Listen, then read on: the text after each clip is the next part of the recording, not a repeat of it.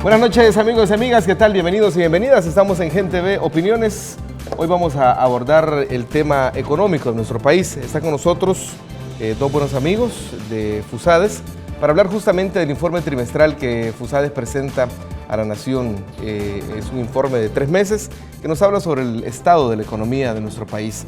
Así es que quiero dar la bienvenida a Álvaro Trigueros, director del Departamento de Estudios Económicos de FUSADES. Bienvenido. Muchas gracias, Luis. Es un gusto estar compartiendo esta noche con ustedes y también mucho gusto para todos los televidentes de Gen TV. Listo, también está con nosotros Pedro Argumedo, que justamente es un investigador, el investigador coordinador del Departamento de Estudios Económicos de FUSADES. Bienvenido.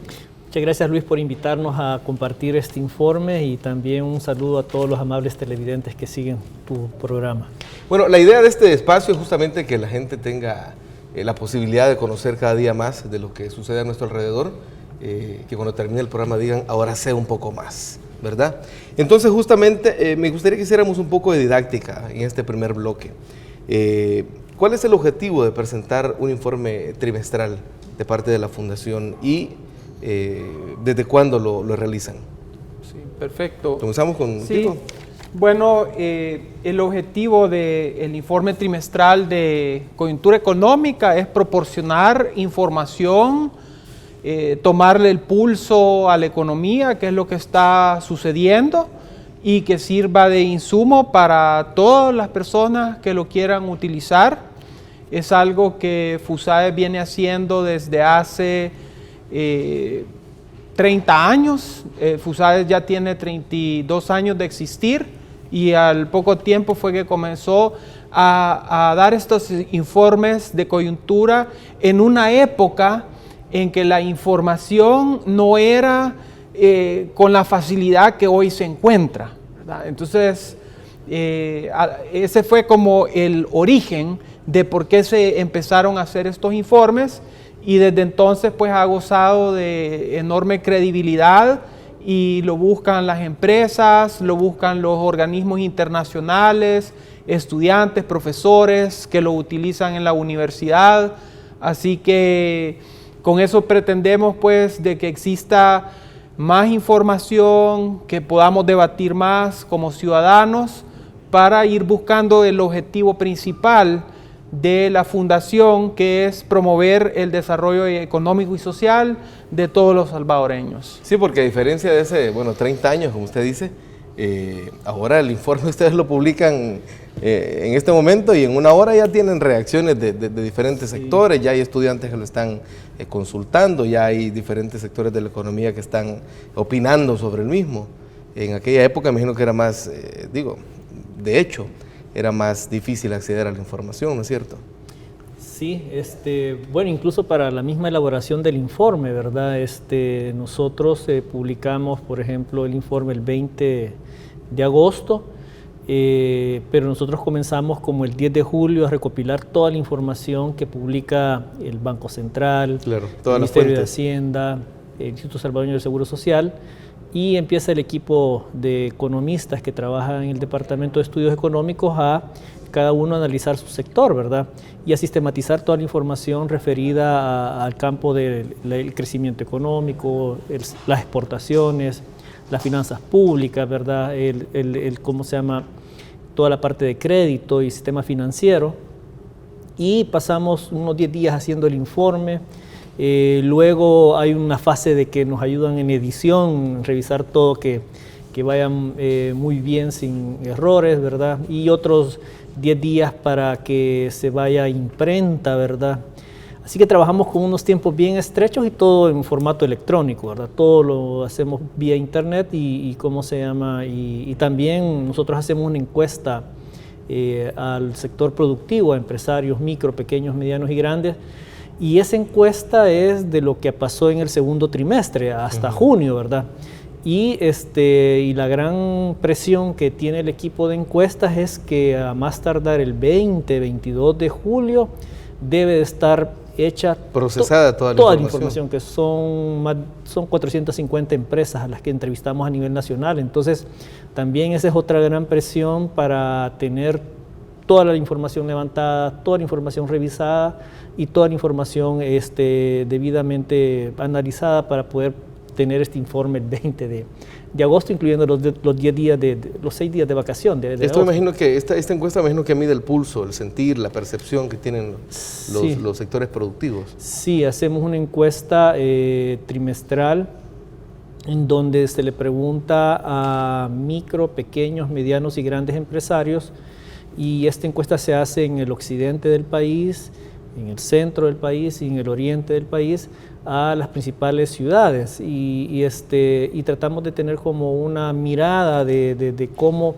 los sectores productivos les ha ido en el segundo trimestre, ¿verdad? Que fue el momento de la encuesta, y eso nos brinda una información de opinión de los empresarios sobre cómo ha sido la economía, y aprovechamos a hacer un conjunto de preguntas para conocer más a cabalidad qué le ha pasado a la economía en el segundo trimestre, ¿verdad? Y esa información que nosotros generamos la complementamos con la información oficial, ¿verdad? Para tener una integralidad de los números, ¿verdad? Y poder hacer un análisis más completo posible. Listo. Álvaro, ¿qué temáticas y qué sectores económicos se han priorizado para abordar este informe? Sí, bueno, prácticamente comienza con un análisis del entorno internacional, ¿verdad? Y, por ejemplo, en el informe de esta ocasión, cuando hicimos la conferencia de prensa y también la presentación, le prestamos, por ejemplo, mucho énfasis a la caída de los precios del petróleo y a la crisis que está ocurriendo en Grecia. Esa es la parte del entorno internacional. Luego vemos la parte del sector externo, las exportaciones, importaciones, inversión extranjera, remesas. También analizamos las finanzas públicas, todo el tema del endeudamiento público, el déficit fiscal, el gasto, los impuestos. Vemos el tema de la actividad económica que mencionaba Pedro. Ahí siempre ponemos pues, el principal dato, que es el Producto Interno Bruto, indicadores del Banco Central, sectoriales, de empleo, de las encuestas de FUSADES, la encuesta de la actividad económica empresarial, y también vemos el sector financiero, ¿verdad? El crédito, la mora, la liquidez del sistema bancario. O sea, al final es un documento que tiene una demanda importante, como mencioné al principio, de diversos sectores. Listo. Ahora, entrando en materia, en términos generales, en este informe, ¿hubo crecimiento económico en este segundo trimestre de 2015? Sí, nosotros sistematizamos la información del segundo trimestre y encontramos un conjunto de indicadores relacionados al crecimiento, ¿verdad? Primero encontramos el dato que publica el Banco Central sobre el desempeño del PIB trimestral, el cual da un crecimiento de 2% más o menos en el primer trimestre, pero también encontramos el dato que publica el banco, que es el índice de volumen de la actividad económica, que da un crecimiento de 0.5%, y la encuesta que nosotros realizamos al segundo trimestre, que nos da un indicador de ventas de 13%. Eso nos indica de que el desempeño de la economía mantiene una tasa positiva, pero bien baja, ¿verdad? Entonces nosotros seguimos observando una economía que crece muy poco con respecto a la región centroamericana y con respecto a su historia. Y la preocupación y el enfoque que nosotros hacemos sobre el tema del crecimiento viene dado porque si la economía crece más, es decir, que se produjo más bienes, se vendieron más servicios, y detrás de esa producción está el empleo, ¿verdad? Y el empleo es la variable más fundamental para medir como el bienestar de la sociedad. Entonces, cuando nosotros vemos que la economía crece muy poco, también lo cotejamos con la información que genera el Instituto Salvadoreño del Seguro Social, en donde ha habido una generación de empleo de 1.700 plazas en los últimos 12 meses, ¿verdad? Este es el dato que publica el Instituto Salvadoreño Salvadoreño del Seguro Social a mayo. Y nos parece que es una generación muy limitada para el desafío que tiene la sociedad, ¿verdad? Y el desafío que tiene la sociedad es con cuánto El Salvador debería estar satisfecho en términos de generación de empleo, ¿verdad? Y la verdad es que cada año alrededor de 60,000 personas entran a buscar trabajo, y entonces la economía debiera de tener una tasa de crecimiento de una magnitud que pudiera generar esos 60,000 empleos formales, ¿verdad? Entonces ese es el desafío que tenemos como sociedad, y cuando nosotros encontramos bajo crecimiento es que la brecha es muy, muy alta, ¿verdad? Ese es lo que encontramos en términos de crecimiento. Y hay otro elemento que a nosotros nos pareció muy interesante destacar en este primer semestre, y fue la importante caída que ha habido de los precios del petróleo, ¿verdad? Y nos interesa muy importante eso porque lo cuantificamos, y eso significó que 1.8 del PIB se ahorró en los primeros 6 meses del año. Y eso es una tasa muy alta para una economía que crece muy, muy, muy poco. También la generación de energía eléctrica se hace con fuentes térmicas, un 40%. Entonces, si cae el precio del petróleo, también cae el insumo con el cual se genera energía eléctrica, y eso también se ha traducido en un 30% de la caída de la tarifa eléctrica para los hogares. Entonces los hogares han tenido un fuerte beneficio en este primeros 6 meses del año, y revisamos lo que estaba haciendo los diferentes organismos internacionales que analizan el desempeño del petróleo, porque es bien complejo. Es toda una materia en sí misma, ¿no? Sí, y el promedio de organismos internacionales referidos a la energía anticipan de que durante el 2015 el precio se va a mantener bajo, y durante el 2016. Entonces, para nosotros que somos importadores de energía de petróleo, significa un fuerte beneficio para las familias, para las empresas, en términos de compra de combustible. Y que también habría que considerar otro elemento que lo destacamos en el informe, es que tuvimos una sequía, y eso nos obligó a generar más energía térmica, y lo estamos generando con precios del petróleo a $50, ¿verdad? ¿Qué nos hubiera pasado si nos hubiera agarrado esta sequía con un precio del petróleo de $100 como fue en el 2014? Entonces, ahí hay unos efectos positivos muy importantes sobre los cuales la economía ha tenido un buen impacto favorable.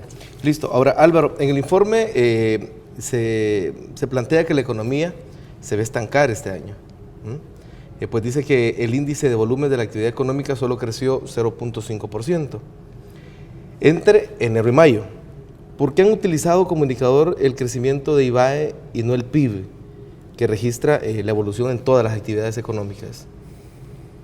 Sí, bueno, primero, quizás hay que tener un poco de, gracias por la pregunta y me permite aclarar, ¿verdad? En el informe, tal como lo hemos presentado, hablamos de que la economía mantiene un crecimiento económico bajo, ¿verdad? Como explicaba Pedro, nosotros no usamos un solo indicador. Usamos, por ejemplo, el Producto Interno Bruto trimestral que publica el Banco Central de Reserva. Creció 2.3%. Y resulta que el año pasado también creció 2.3%. Y el año pasado, al final, la economía cerró con un crecimiento de 2%, pero eso no quiere decir que este año va a ser igual. Entonces, ese es como un primer dato. Ocupamos también el índice de volumen de la actividad económica, pero no es la única variable. Para nosotros, una economía que crece de una manera fuerte es una economía que está generando empleos formales, es decir, empleos de calidad, que la gente recibe los beneficios sociales, como la cotización al seguro social, la cotización al ahorro para pensiones, más otras prestaciones que existen como el aguinaldo, Entonces, las vacaciones, eso es el trabajo formal. Y como mencionaba Pedro, si apenas se están creando 1.700 empleos, 1.709 empleos en 12 meses, eso es sumamente bajo.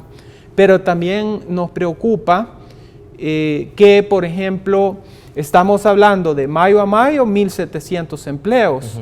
Pero si nosotros tomamos de fin de año para mayo, lo que vemos es que existe un estancamiento en la generación de empleo. No sé si se alcanza a ver esta gráfica aquí del informe de cotizantes al Seguro Social. De hecho, ha habido una reducción. Lo que pasa es que como son 780 y pico mil empleos, no se mira, la diferencia, ¿verdad? La variación es mínima. Entonces, en empleo estamos en un estancamiento. Y esto es pues lo que se siente en la economía familiar, que la gente pues todos sabemos, si no encuentra trabajo, no puede llevar el pan a la mesa, no puede comprar las medicinas de su abuelo que está enfermo o de sus hijos que tuvieron algún accidente. Entonces el reto principal para el desarrollo de El Salvador es la creación de empleos formales. Listo. El Banco Central sostiene que con los resultados de los diferentes indicadores que miden el crecimiento económico, la economía crecerá en 2015 a mayores tasas que el año anterior. ¿Cuáles son los pronósticos en el crecimiento económico del país que ustedes plantean? Bueno, nosotros generalmente no proyectamos una cifra, ¿verdad? Porque lo que acostumbramos a hacer es como evaluar el trimestre, ¿verdad? Anterior. Pero como economista, ¿verdad? Nosotros analizamos los factores que determinan el crecimiento, y una de las variables principales que hace una economía crecer es la inversión. La inversión es una variable que juega con las expectativas, ¿verdad? Lo que va a suceder adelante para poder, tomar la decisión de inversión. Ahora, lo que nosotros observamos es que la inversión ha estado bien baja en el país, y la inversión ha estado entre 14 y 15% del PIB, y ese esfuerzo de inversión del país es lo que no le permite crecer a tasas mayores. Nosotros también encuestamos a los empresarios sobre el tema de inversión, y particularmente en el segundo trimestre del 2015 nos llamó la atención que la percepción del clima de inversión fue muy negativa, y fue la más negativa que tenemos desde que comenzamos a hacer este tipo de encuestas en 1999. Cuando les preguntamos por qué razón fue tan negativa, el factor principal es la delincuencia, ¿verdad? La delincuencia afecta a las grandes empresas, y cuando observamos también a las medianas y las pequeñas, también son fuertemente afectadas por la delincuencia, principalmente por el lado de la extorsión. Entonces, eso hace que haya poca inversión. Además, ellos nos mencionaron que la actividad económica en general está muy baja, ¿verdad? Entonces, como hay baja actividad, pues las perspectivas de poder crecer y vender más son limitadas, y por eso la inversión se mantiene un poco contenida. Y el otro fenómeno es también la percepción de que falta claridad en las políticas públicas para poder tomar mejor decisión para invertir. Ahora bien, esa situación de la percepción del clima de inversión también lo observamos en otras variables, ¿verdad? En otras variables como la publicación que hace el Banco Central sobre la inversión extranjera directa. Y la inversión extranjera directa es los inversionistas extranjeros que vienen a colocar sus recursos en el país, y lo que nos daba el dato que divulgó el Banco Central en su página web es que esa inversión fue de 6.3 millones de dólares. Que es muy baja respecto a la historia del país, y es muy baja con respecto al resto de Centroamérica, en donde el país que menos inversión extranjera directa trajo fue Honduras, que fueron 240 millones. Entonces, eso también nos dice que en el país tenemos un problema para atraer más inversiones, y deberíamos de tener, un mejor ambiente.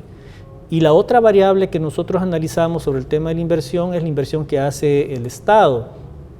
Y el dato que analizábamos era de que el Estado invierte en capital, ¿verdad? Inversiones en capital. Y la inversión en capital se divide en inversión bruta que hace el gobierno, y la otra son transferencias de capital que hace a los municipios principalmente.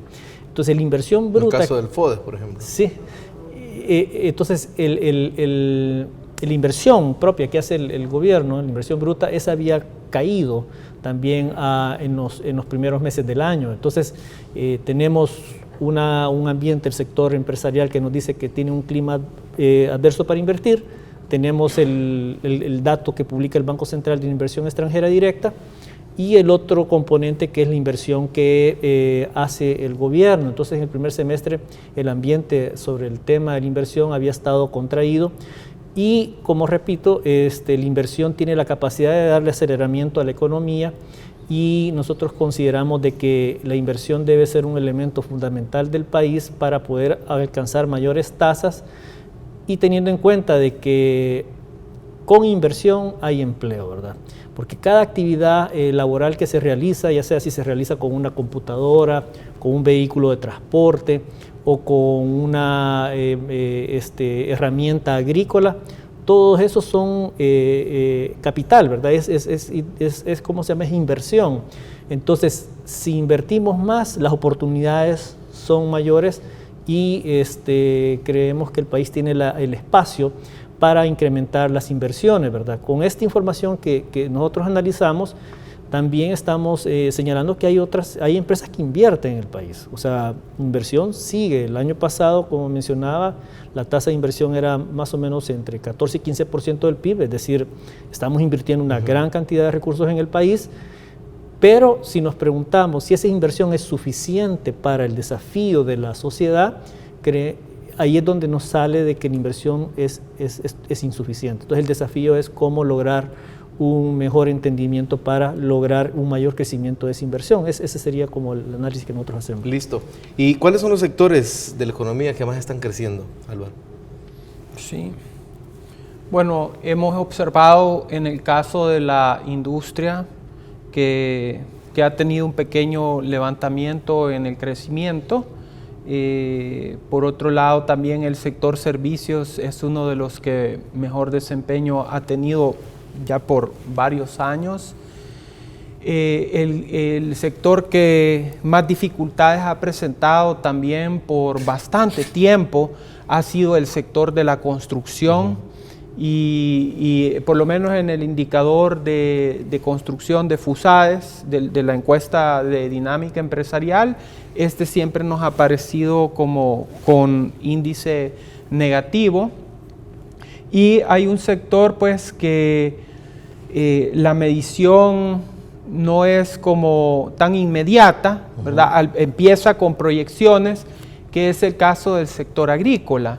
O sea, al principio de año, hay una encuesta que hace el Ministerio de Agricultura donde se pregunta cuántas manzanas se piensan sembrar, y a partir de eso entonces se generan las primeras cifras de crecimiento de la producción agrícola. Obviamente esto se ve afectado por la sequía, ¿no? Este año con la sequía eso no se va a lograr cumplir, ¿verdad? Ha sido una sequía bastante fuerte. Y en este sentido, pues la agricultura puede cerrar, pues ya sea con un estancamiento o en números rojos. Aunque entiendo que las acciones que se han tomado para la siembra postrera están siendo bastante efectivas, sobre todo tomando en cuenta que mucha gente atendió el llamado del Ministerio de Agricultura de no sembrar antes del 10 de agosto, porque había información más precisa. Entiendo que las pérdidas, aunque la sequía ha sido fuerte, tampoco han sido las pérdidas tan dramáticas como pudieron haber sido, digamos. Eso por lo que nos ha explicado el ministro de Agricultura. Pues eso todavía nosotros no tenemos información, claro, ¿verdad? Así que para eso, en el próximo informe que tendremos dentro de 3 meses, con mucho gusto podemos hablar de eso. Listo. Solo una pregunta antes de ir al corte. El indicador de ventas de las empresas aumentó 13.4 al segundo trimestre. ¿Cuál es la lectura de este aspecto positivo? Sí. Bueno, lo que nosotros hacemos es una encuesta en donde le preguntamos cuál fue el desempeño de las ventas a las empresas. y de eso un grupo de empresas nos dice que aumentaron las ventas y otro grupo nos dicen que disminuyeron las ventas, el de empresas, ¿verdad? Entonces lo que hacemos es simplemente hacer el neto, es decir, de las que aumentaron le quitamos las que menos vendieron y nos da que 13% de esas empresas tuvieron ventas mayores. Entonces, esto nos dice de que en el segundo trimestre las empresas que vendieron más fueron mayor, pero nos está diciendo también que el primer trimestre estuvo bastante decaído. Ahora, nosotros contrastamos el indicador de ventas que nosotros elaboramos con los indicadores que elabora el Banco Central, como el PIB trimestral.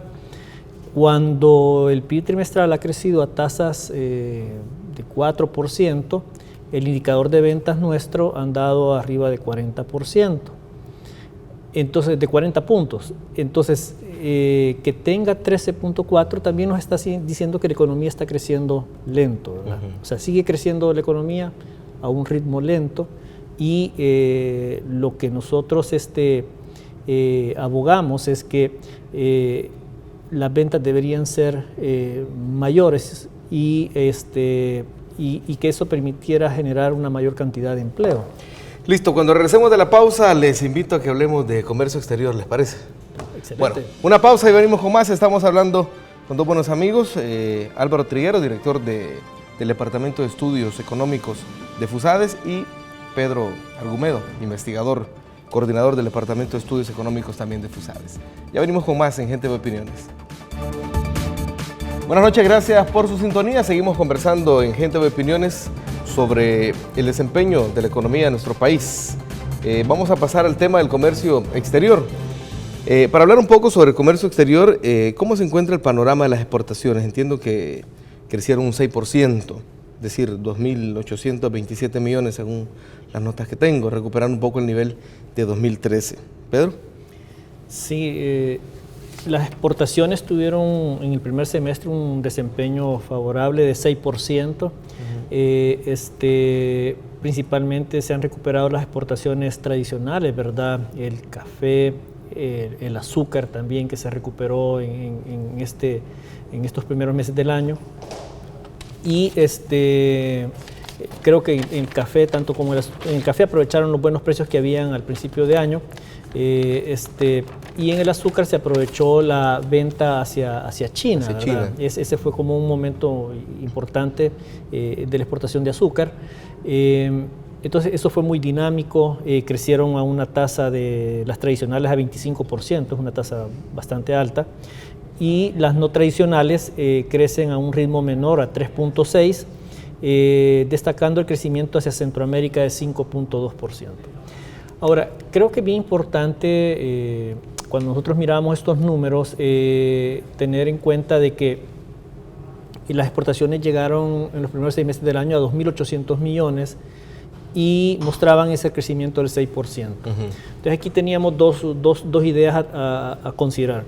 Uno es que esos 2.800 millones, si los comparamos con los primeros 6 meses de los años atrás, llegamos a esos 2.800 millones que habíamos alcanzado en 2013. Lo que sucedió en 2014 es que se cayeron las exportaciones y ahora hubo un rebote, pero el nivel quedó al mismo nivel del 2013 en los primeros 6 meses del año.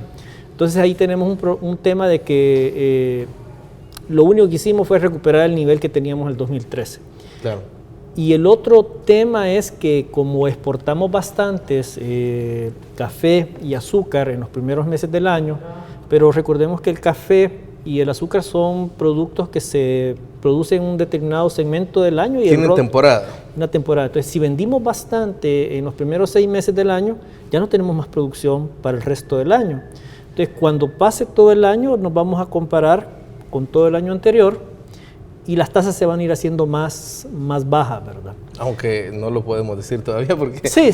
Como dicen ustedes mismos, no hacen proyecciones, ¿verdad? Sí, no. Es difícil de saber hasta que suceda. Sí, lo que tal vez es que si, por ejemplo, si producimos los mismos, por ejemplo, 100 sacos de café y 100 sacos de azúcar que el año pasado, hoy el año pasado, en todo el año, vendimos esos 100 sacos de azúcar a lo largo del año y ahora esos 100 sacos vendimos una buena parte en los primeros 6 meses, ¿verdad? Así que tenemos otros sacos por vender, pero son más limitados.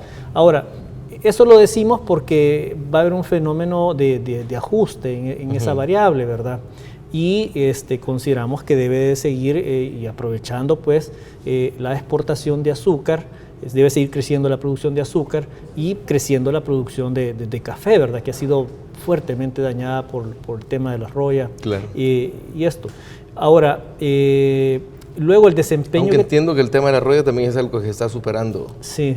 muy bien, es decir, por lo menos eso es lo que nos planteó el ministro de Agricultura. No, el problema de la roya es un problema profundo, es un problema... y acuérdese usted que para resolver ese problema tiene que cambiar el parque cafetalero y eso significa quitar las matas que tenemos hoy y sembrar nuevas, y las nuevas empiezan a producir según la variedad, algunas del tercero al quinto año.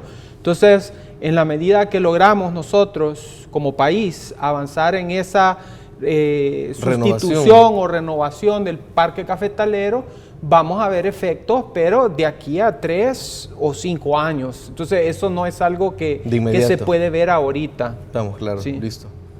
Ahora, en medio del crecimiento, entiendo que ha habido crecimiento de las importaciones, ¿verdad? Que no es algo que a simple vista puede ser algo tan bueno. Es decir, si comparamos exportaciones con importaciones, la idea es que las exportaciones sean mayores, ¿no?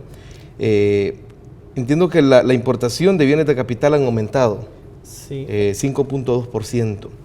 Sí, y ahí viene, las importaciones de capital aumentaron 5.2%, y mencionaba anteriormente que habían crecido las exportaciones, claro. ¿verdad? Y Álvaro antes mencionó de que uno de los sectores que más había crecido es el sector industria.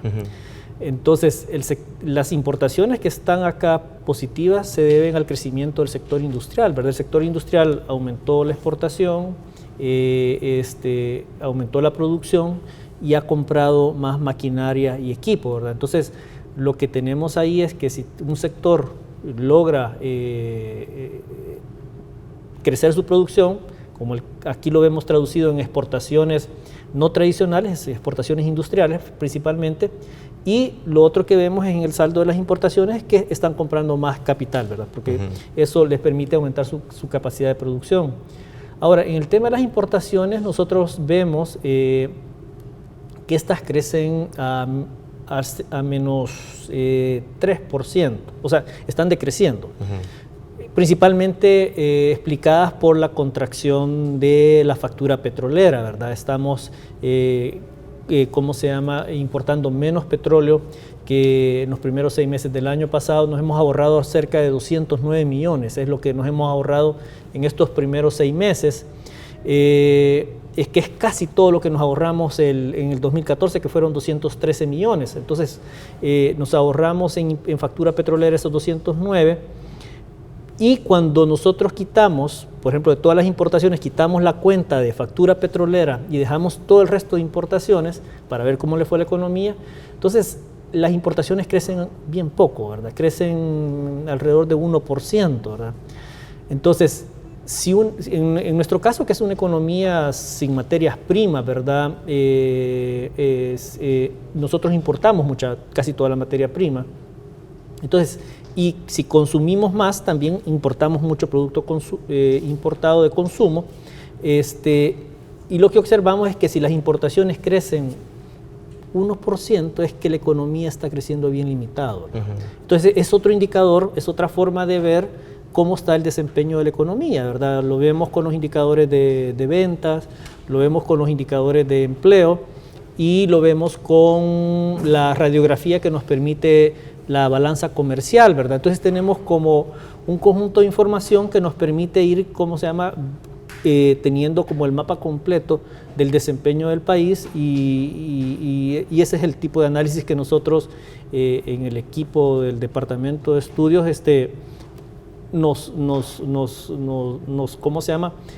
discutimos, hablamos y elaboramos nuestra valoración del desempeño de la economía, ¿verdad?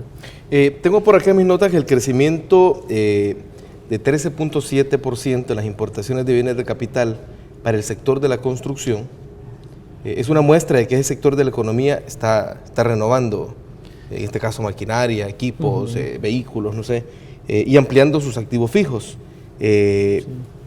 Podríamos decir que se prepara para un despegue ante proyectos de construcción que están en marcha, proyecciones de inversiones que hay. Por ejemplo, hace unos minutos la Asamblea Legislativa acaba de aprobar los fondos Yucatán, que son creo que 240 millones de dólares, o 170 millones de dólares, entiendo, para proyectos de inversión, por ejemplo, en puentes binacionales con Guatemala, el bypass de Honduras, el bypass el Puerto de la Libertad y el complemento de la carretera que falta desde Zaragoza hasta el Puerto de la Libertad, por ejemplo, entre otros como por ejemplo Fomilenio y otras proyecciones de inversiones que hay.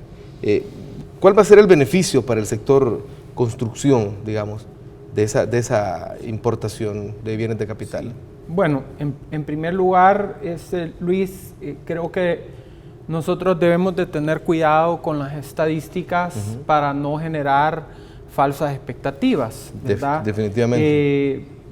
El sector construcción, por ejemplo, aquí en el informe tenemos las cifras hasta mayo, el de junio es 13%. Después vamos a hablar por qué tenemos las cifras hasta mayo, ¿verdad? Porque creo que esa aclaración es importante hacerla. Pero creció 11.6% la inversión en las importaciones de bienes de capital del sector construcción, pero sobre una base bien pequeña. O sea, el incremento son de 4 millones de dólares frente a un total de importaciones de 4.308 millones. Entonces, cuando nosotros medimos los porcentajes, en este caso, que aparece construcción alto, ¿por qué? Porque construcción ha estado deprimido por años. Entonces, con un poquito que incremente la importación de bienes de capital, el porcentaje sale alto. Pero el impacto en la economía de esta importación es pírrimo. O sea, con esta variable no es suficiente. El país necesita muchas más inversiones. Eso no quita que la noticia que usted acaba de dar es una buena noticia, porque el país necesita inversión en infraestructura, construcción de carreteras que nos permitan conectar al mundo para poder exportar más y generar empleo. Entonces, en la medida que eso se ejecute hacia adelante, tiene que ser positivo para El Salvador. Quisiera aprovechar porque Adelante. ha habido una crítica que se hace frecuentemente, y es que en algunas variables el informe llega hasta mayo. Pero me gustaría que eso lo dejáramos para el siguiente bloque. Perfecto. Porque tengo poco tiempo. Sí. Pero vamos a ver, el año pasado la inversión extranjera directa fue de 275 millones. De manera que solo en el primer trimestre de 2015 se llegaron a 190 millones. ¿Podríamos decir que el flujo de inversión para este año será mucho mejor que para el 2014? No sabemos. En el caso del primer trimestre, el flujo de inversión extranjera directa neta, como explicaba Pedro, fue de 6.3 millones, que es más bajo que lo que se obtuvo el mismo trimestre el año previo, que fueron 24 millones. Eso hasta el primer trimestre. De ahí para adelante, el Banco Central de Reserva va a publicar las cifras hasta junio, las va a publicar el 30 de septiembre. Entonces, nosotros hasta esa fecha vamos a disponer de esa información, que es una información que se publica en la página web del Banco Central de Reserva. Listo. Tengo un fragmento de una entrevista con el presidente del BCR, que nos da unos datos sobre inversión extranjera que me gustaría que viéramos para poder analizar. Vamos con la intervención del presidente del BCR, Óscar Cabrera. Presidente, en el tema de inversión extranjera directa, usted acaba de decir que el país recibió 190 millones en el primer trimestre del año. Sin embargo, el Consejo Monetario Centroamericano dijo que el país solo recibió 6.3 millones en el primer trimestre. ¿Cómo se explica esta diferencia? Es que las entradas son 189.5 menos las salidas son 183, da una diferencia de 6.3 millones. Entonces, desde que el Banco Central incorporó el nuevo manual de la balanza de pagos, ya el saldo no es el indicador de cuáles son las entradas de la inversión extranjera a la economía salvadoreña. Las entradas de inversión extranjera directa de la economía salvadoreña fueron 189.5 o aproximadamente 190. Y creo que eso lo debe de conocer la población. Dentro de 15 días, un día sábado en la mañana, hemos invitado a los medios de comunicación a un curso de formación de cómo interpretar los nuevos registros de la inversión extranjera directa. Creo que es importante explotar estos datos y sobre todo dentro de estos 190 millones de entrada de inversión extranjera, nosotros tenemos una clasificación de a qué sectores está yendo un gran porcentaje de la inversión extranjera. Bueno, seguimos conversando sobre el informe del trimestre anterior de FUSADES. Teníamos ahí un video del presidente del Banco Central de Reserva, no sé quién. Sí, me gustaría, opina. Adelante, Álvaro. Me gustaría opinar. La cifra de inversión extranjera directa técnicamente se maneja como flujos netos. O sea, es una pila de agua que usted tiene un chorro que le entra. Le entra lo que le entra. Le entra y también le sale. Entonces, si entra más de lo que sale, entonces sube un poquito. Si sale más de lo que entra, entonces baja. Esa es una medición estándar internacional y así la hemos utilizado en nuestro informe desde que existe la cifra, y así la utiliza la CEPAL, así la usa el Consejo Monetario Centroamericano, la Secretaría del Consejo Monetario Centroamericano. Esa es la definición del sexto manual de balanza de pagos del Fondo Monetario Internacional, ¿verdad? O sea que esa es la cifra correcta, la que se tiene que usar técnicamente. Hay un punto, usando las entradas, porque hay entradas y hay salidas, ¿verdad? Se señala que el primer trimestre entraron 189.5 millones, pero resulta que el primer trimestre del 2014 entraron 241 millones, ¿sí? Entonces, el primer trimestre de este año entró menos que el primer trimestre del año pasado. Entonces, eso hace pues que la conclusión que nosotros sacamos en nuestro informe es bastante sólida. Listo, vamos a pasar a otro tema, y es que recientemente el FMI, el Fondo Monetario Internacional, hizo una buena referencia al manejo de la deuda pública del país y que por lo tanto no se necesita, dijeron los voceros, una reestructuración de la deuda. ¿Cuáles son sus valoraciones al respecto? Sí, a ver, primero debemos aclarar qué es una reestructuración de la deuda. ¿Sí? Una reestructuración de la deuda se hace cuando el deudor, puede ser pues una empresa, un hogar, un país, cuando el deudor no puede pagar su deuda. A Grecia le están haciendo una reestructuración de su deuda porque Grecia no puede pagar. El Salvador ha tenido un problema de crecimiento acelerado de la deuda pública. Ya representa más del 60% del Producto Interno Bruto, y nos preocupa que vamos en un camino similar al que tenía Grecia hace 10 o 15 años, ¿sí? Entonces, para nosotros es preocupante el crecimiento de la deuda pública, y el mismo Fondo Monetario Internacional, en el último informe que publicó en enero, recomienda que para frenar el crecimiento de la deuda pública y evitar que ocurra algo irreversible como lo que está ocurriendo en Grecia, y evitar una reestructuración de la deuda pública, es necesario que ordenemos la casa, ¿verdad? Y que, entre otras cosas, por el tema del sistema de pensiones, ¿no?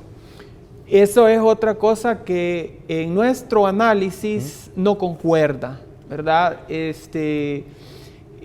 Existen dos sistemas de pensiones. El antiguo, que correspondía al sector público un sistema de reparto que cotizaba uno al Seguro Social y al INPEP. Estos tenían acumulados cerca de 340 millones en reservas, pero su deuda de pensiones era de 11,000 millones. Entonces eso no lo podía pagar el Estado. Y esa es la deuda que ahorita debe estar pagando el gobierno, porque no existían las reservas. Entonces, del antiguo sistema público, por eso se cerró y se creó un nuevo sistema de ahorro individual, de tal manera que el pago de las pensiones del sistema de ahorro previsional, el que uno cotiza en la AFP, es una cuenta de ahorro, y esa cuenta de ahorro es la que le garantiza a uno sus pensiones sin contribución del Estado. Es el sudor y es el trabajo de la gente depositados en sus cuentas de ahorro que es lo que mantiene el sistema de pensión. Y estos ahorros incluso han generado tantos recursos que son los que en este momento están financiando el antiguo sistema, ¿sí? O sea que, y en el futuro, bueno, ya financian algunas inversiones, ¿verdad? Claro, pero esa es una falla de origen porque quienes hicieron esa privatización, quienes pasaron al nuevo sistema, sabían que eso iba a suceder, que el sistema iba a ser insostenible. ¿Cómo? ¿Qué sistema es insostenible? Porque hay dos. No, exacto, en el sentido de que el Estado está recibiendo préstamos de parte del sistema privado, el nuevo que se creó. Pero esa ha sido una decisión de las finanzas públicas, de que no se ha querido financiar el pago de las pensiones con el Fondo General de la República, sino que se decidió financiarlo con deuda. En un periodo, le voy a poner este dato, del 2000 al 2014, los impuestos se elevaron 4.8% del PIB, pero las pensiones se elevaron 1.9%, ¿sí? O sea que quedaron 3 puntos casi del PIB disponibles para incrementar otros gastos y suficiente para pagar las pensiones, pero se decidió gastar más y endeudarse más, pero no por las pensiones. Esa deuda de las pensiones viene de un sistema de pensiones que ya estaba quebrado. Es una deuda antigua. Yo sé, sí. Exacto. No, lo que decía es que el informe del FMI propone que eso es algo que hay que resolver, ¿verdad? Independientemente de cómo sea la solución, entiendo que se está trabajando en eso. Quiero pasar, porque tenemos poco tiempo, al tema de la deuda del sector público no financiero, que arroja en su informe un incremento de 832 millones, comparando mayo de 2015 con el saldo que se tenía en el mismo mes de 2014. Pero resulta que el dato de junio a junio, pues ya está disponible. Era un poco en la idea que usted me decía, sí, que había que aclarar eso. ¿Por qué no se tomó el dato hasta junio? Sí, gracias por esa pregunta. El informe, si cualquier persona lo puede ver en internet, es un informe de coyuntura, ¿verdad? Y eso tiene que cumplir con dos requisitos. Uno, que contenga información relevante, ¿sí? Y eso lo tiene. Y el otro es que se presente en forma oportuna, ¿sí? O sea, que se presente inmediatamente después de que terminó el periodo. Y nosotros tenemos como meta presentar nuestro informe de coyuntura a la tercera semana de un mes posterior a la finalización del periodo. Entonces, tenemos que hacer el informe con una gran rapidez y con las cifras que están disponibles en ese momento. No estaba disponible en ese momento. En ese momento no estaba disponible, y por eso en nuestro informe usted va a encontrar que algunas cifras están hasta mayo, otras están hasta junio. Dependiendo de la disponibilidad. Y así lo hemos hecho durante más de 25 años. Ahora que ya tienen ese dato, ¿cómo valoran las cifras del crecimiento? Ahora que ya se tiene el dato de junio. Bueno, empeorado, porque ha seguido creciendo más la deuda. De hecho, hay algunas cifras que sí las obtenemos más rápido, porque se hacen público de una manera más rápida. Por ejemplo, el crecimiento de los letes, de la deuda de corto plazo. Recordemos que el año pasado se hizo un préstamo de $800 millones para pagar las letes. y una vez pagando esas letes deberían ser 100 millones. Entonces, en la medida que ha ido pasando el año, se ha tenido que financiar más el gobierno con letes por un presupuesto mal hecho, y ahorita alcanza o supera los 600 millones de dólares, deuda de corto plazo que no le conviene al país. Se me quedan muchos temas en el tintero, porque no hemos hablado del petróleo, como lo decía nuestro amigo aquí hace unos minutos, pero el tiempo se nos ha acabado. Estos temas realmente, y sobre todo cuando la conversación es interesante, el tema del tiempo es una cosa que nos afecta siempre, porque quisiéramos seguir conversando. La invitación queda abierta para que esta sea una de muchas reuniones que tengamos en este foro, y quiero agradecerles realmente que hayan aceptado estar acá compartiendo con la gente de Gente Ve. No, muchas gracias, Luis, por la amable invitación, también a tus amables televidentes. Nosotros seguiremos monitoreando la economía, y nuestros informes están en nuestra página web fusades.org, y seguiremos pues analizando la economía con el fin de que podamos cumplir con este anhelo de generar 60.000 empleos para todas las familias salvadoreñas. Perfecto. Sí. Álvaro. Muchas gracias, Luis, y les deseamos muy buenas noches a todos los salvadoreños. Bueno, a ustedes, amigos y amigas, les invito a que se queden con la programación de Gente Ve, porque les aseguro que hay mucho más para todos y para todas. Pasen buenas noches.